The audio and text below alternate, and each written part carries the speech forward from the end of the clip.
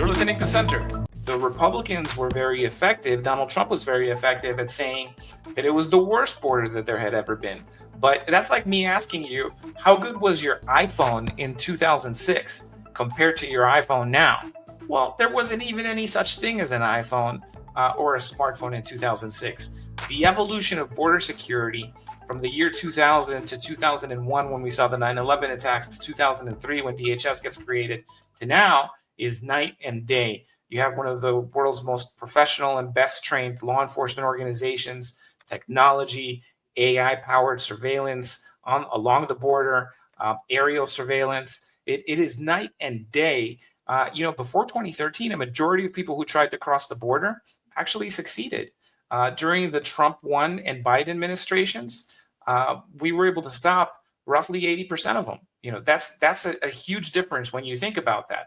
But he was not challenged when he came out and said that it was the worst that it had ever been. Look, this reminds me of a great movie that I love. We grew up in the 80s and the action films were all the rage. And there was a terrific movie with Arnold Schwarzenegger. Some people will argue with me on whether it was a terrific movie, but it was called The Running Man. Amazing movie. I love it. Thank you. In The Running Man, you have a situation where Arnold Schwarzenegger gets arrested for a crime he did not commit and put in a horrible prison.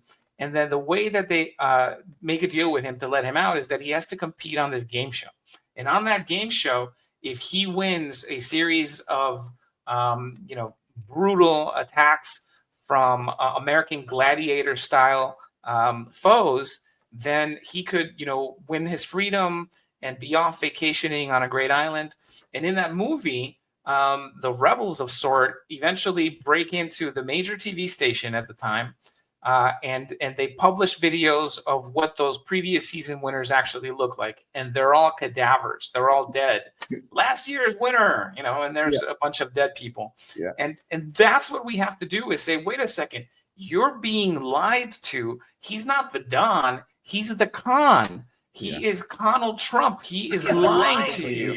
So right, obviously, on all the substance. But when you're explaining, you're losing. And the American public just reads the headline. They're not reading the second and third and fourth paragraphs of that story. The other issue, and that's just reality.